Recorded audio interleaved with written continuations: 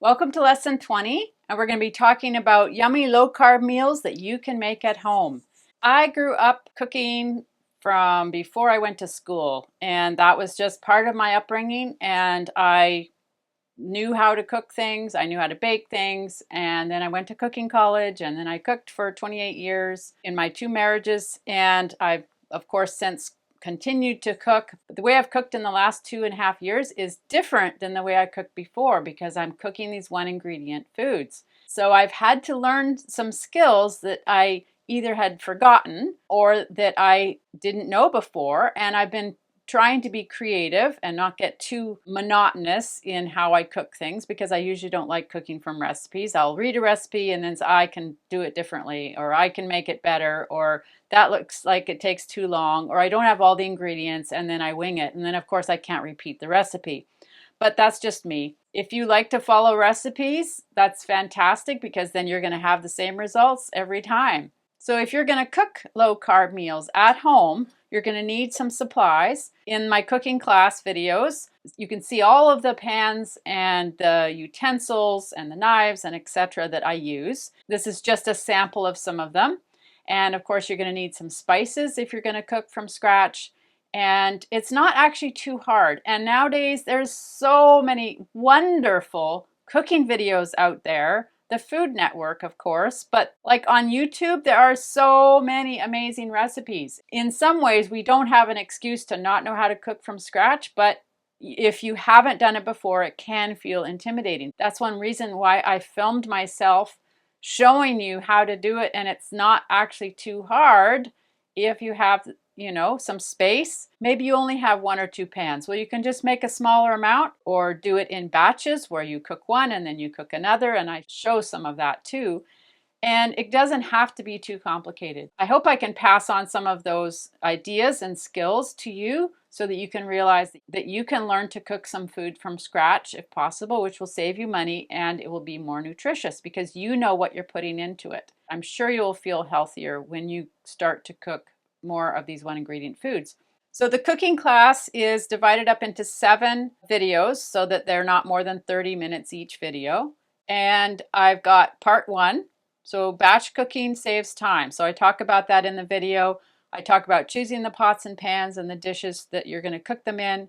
I show how to sharpen my knife, talking more about the selecting of the varieties of fruits and vegetables, and I start process of chopping and preparing the vegetables. That's the part that takes a lot of time. So if you can do it in a room with your TV on, or set your tablet or iPad up and watch a show, or have a podcast on, or have somebody help you, that's the part that's in some ways the most tedious, and people think, I don't have time to cook from scratch. Well, I find I can multitask if I only have one set of words coming in my ear at the same time. If you're trying to read and you're hearing different words, you can only do one or the other. But if I'm doing something with my hands, like prepping or cooking, I can listen. So that's one thing where I'm multitasking. I'm doing something with my hands, but I'm listening to words. In general, I always have podcasts on whenever I'm not doing anything that I need to be reading or listening or talking to anything else. I'm listening to podcasts almost all the time, which has increased my skills in many, many areas of my life. I'll listen to podcasts on many, many different topics, and then I'm learning while I'm cooking. Cooking class number 2 is just more chopping and preparing of the vegetables. Cooking class part 3 is more chopping and preparing of the vegetables and starting to cook and roast. So some of them I roast in the oven and some of them I cook on the stove top. Number 4 is continuing more prep of the vegetables and more cooking, and also preparing meat for cooking. So I do prepare some meats in that video, and like I've mentioned before, I am omnivore, so I do eat meat. And I also talk a little bit about how to prepare bone broth. Part 5 is more cooking and roasting and talking about an easy way to boil eggs so that the peels come off easily. I just found that out in the last year. And then I talk about cooking meat. And part 6 is finishing the cooking of the meats and learning how to make cheese sauce. And part 7 is meal prep, and that's what our next lesson is all about. So in the next lesson, I'm going to be talking about meal prep after you've cooked the meals, how do you prepare it to eat later in the week, and how do you reheat it, etc. And also about recipes in general. Now this recipe book, it's in Portuguese. I bought this little journal when I used to live in Brazil when we were missionaries. And I would start either writing the recipes down or cutting them out, pasting them in.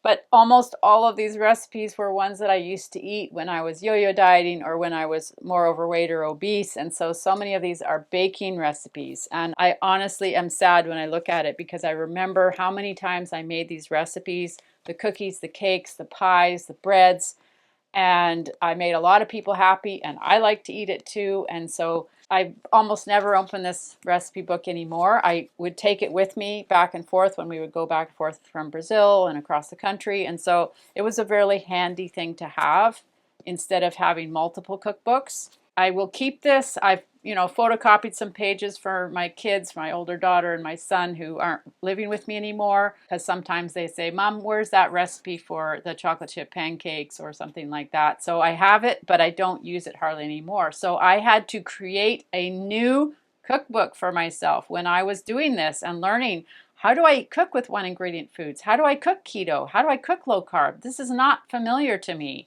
That book is not low carb at all, that cookbook. So bonus 15 is the low carb cuisine, your personal cookbook. So you have to create a new personal cookbook. So you can get a journal book like I have there and then just write the recipes out if you want.